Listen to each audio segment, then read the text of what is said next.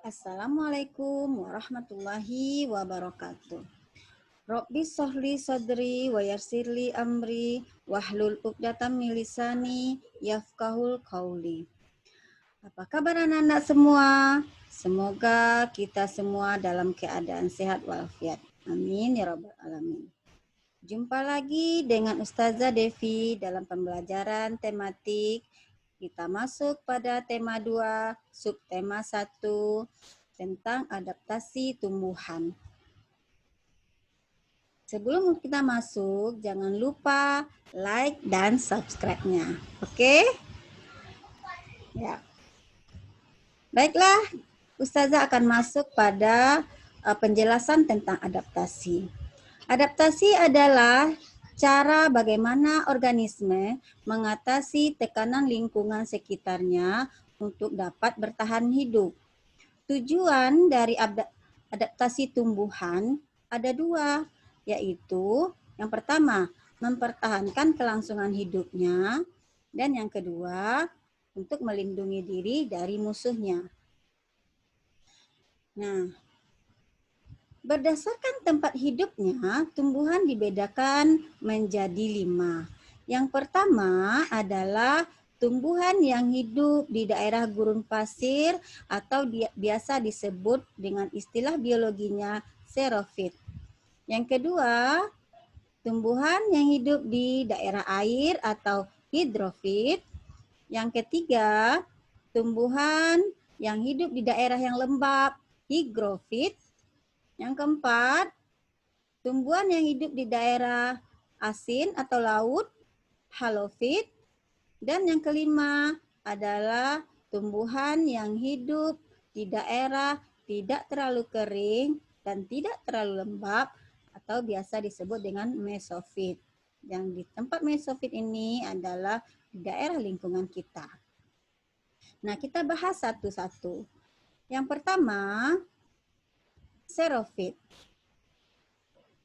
Tumbuhan yang beradaptasi terhadap lingkungan hidupnya yang panas dan kering.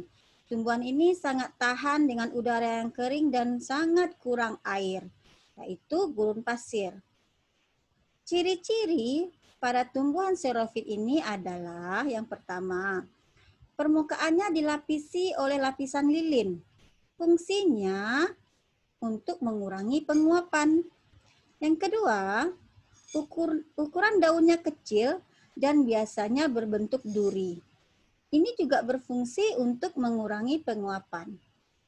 Yang ketiga, tumbuhan ini punya akar yang panjang.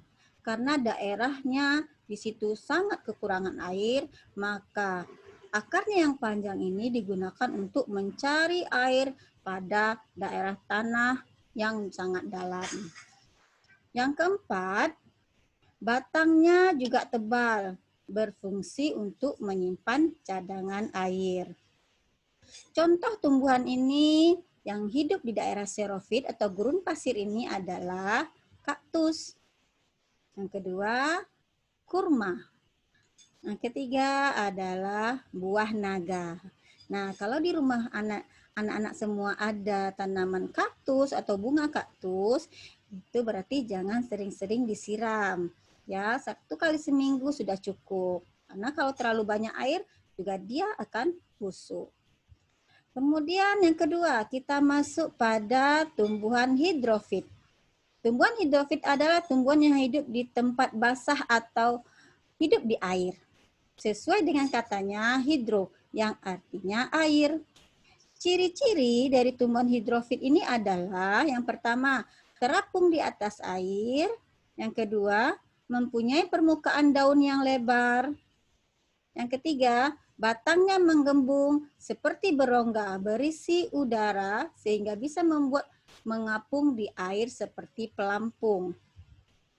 Yang keempat, akarnya kecil sehingga air mudah menyebar ke seluruh daun. Contoh pada tumbuhan hidrofit ini adalah enceng gondok dan teratai dan mungkin masih banyak lagi yang lainnya. Ya. Kemudian yang ketiga adalah tumbuhan higrofit. Apa itu tumbuhan higrofit? Tumbuhan higrofit ini merupakan tumbuhan yang bisa bertahan hidup di daerah yang lembab biasanya tumbuhan yang hidup di hutan. Ya. Ciri-ciri tumbuhan higrofit adalah berdaun tipis dan lebar. Kedua, punya banyak stomata atau celah-celah kecil pada daun. Yang ketiga, contoh tumbuhannya adalah jenis paku-pakuan, kemudian lumut, dan juga dedalu dan ganda rusa. Ya. Kemudian yang keempat, halofit. Tumbuhan halofit adalah tumbuhan yang tahan hidup di tempat asin, seperti pantai atau laut. Tumbuhan ini tahan terhadap lingkungan dengan kadar garam yang tinggi. Ya, ciri-ciri tumbuhan halofit adalah punya akar yang sangat kuat. Kedua, separuh badannya biasanya tergenang di air dan akarnya ada yang tertanam di bawah air dan ada yang di permukaan air. Contoh pada tanaman halofit ini adalah bakau atau biasa dikenal dengan mangrove. Yang kelima adalah mesofit. Tumbuhan yang biasa hidup di lingkungan yang tidak terlalu basah dan tidak terlalu kering. Tumbuhan ini mudah ditemukan di lingkungan tempat kita tinggal. Mesofit ini ada yang masuk ke dalam golongan tumbuhan berkayu dan ada juga yang rerumputan. Ya, contoh atau ciri-ciri tumbuhan mesofit adalah akarnya tumbuh pesat dan bercabang. Daunnya biasa tipis dan lebar. Stomatanya biasa berada di bawah daun untuk menghindari penguapan yang berlebih. Contoh dari tumbuhan mesofit ini adalah pisang, pepaya, mangga, dan rerumputan. Nah. Kemudian, contoh tumbuhan dalam adaptasi ini yang mempertahankan kelangsungan hidupnya. Bagaimana tumbuhan mempertahankan kelangsungan hidupnya? Dia beradaptasi. Satu, dengan cara meranggas. Artinya menggugurkan daunnya pada musim kemarau. Contohnya adalah pohon jati, pohon mahoni, randu, dan juga kedondong. Kenapa dia menggugurkan daunnya pada musim kemarau? Berfungsi untuk mengurangi penguapan sehingga dia bisa tetap berfotosintesis. Yang kedua adalah memiliki daun berbentuk duri, kulit batang tebal, berlapis lilin dan berongga. Akarnya panjang sehingga dapat menyerap air dari jarak yang jauh. Itu adalah contohnya pada kaktus. Ya. Ini untuk mempertahankan kelangsungan hidupnya. Yang ketiga, enceng gondok. Enceng gondok, bagaimana dia mempertahankan kehidupannya?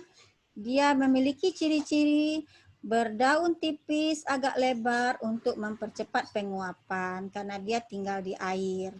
Tangkai atau batangnya bergelembung dan berongga untuk menyimpan udara. Memiliki akar pembandul sehingga enceng gondok dapat berdiri tegak dan tidak terbalik di air. Ya, nah seperti ini mempertahankan hidupnya.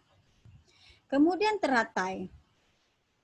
Cara teratai mempertahankan hidupnya, dia memiliki daun lebar dan tipis. Batangnya lentur, berguna untuk memperbanyak penguapan, sehingga tidak busuk di dalam air. Daun yang tipis juga berguna untuk mencakup kebutuhan udara dan cahaya matahari. Kemudian sirih. Sirih mempunyai akar pelekat, sehingga memungkinkan sirih untuk hidup merambat pada tumbuhan lain. Sehingga sirih dapat memperoleh cahaya matahari untuk berfotosintesis. Kemudian kantong semar. Kantong semar memiliki daun berbentuk kantong yang di dalamnya terdapat cairan. Bau yang dikeluarkan mengundang serangga untuk mendekat. Serangga yang hinggap tergelincir dan terperangkap dan menjadi makanan bagi kantong semar.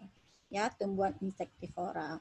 Khusus kantong semar ini, dia memakan serangga, berfungsi untuk memenuhi kebutuhan hidupnya, yaitu kebutuhan nitrogen. Karena dia di tempat dia tinggal itu sangat sedikit atau tidak ada nitrogennya. Ya.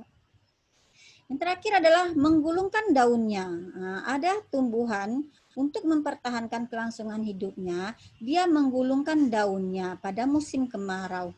Contohnya adalah jagung dan tebu. Fungsinya apa? Untuk mengurangi penguapan juga. Nah, ada juga contoh tumbuhan beradaptasi untuk melindungi diri dari musuhnya. Ya, bagaimana tumbuhan melindungi diri dari musuhnya? Yang pertama adalah memiliki duri. Semua tumbuhan yang memiliki duri itu adalah berfungsi melindungi diri dari musuhnya. Contohnya adalah bunga mawar, salak, putri malu, durian, jeruk, dan lain-lain. Ya.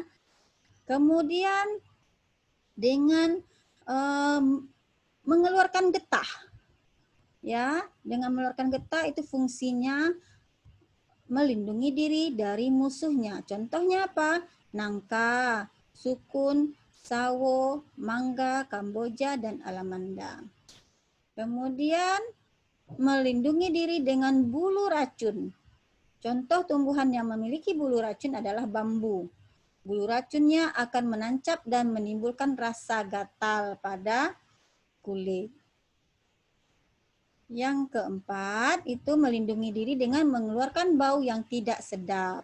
Contohnya bunga rafflesia, bunga bangkai. Nah, itulah tadi penjelasan Ustazah tentang adaptasi tumbuhan. Semoga bermanfaat dan jangan lupa anak-anak belajar dilihat bukunya. Demikian dari Ustazah, terima kasih, mohon maaf. Assalamualaikum warahmatullahi wabarakatuh.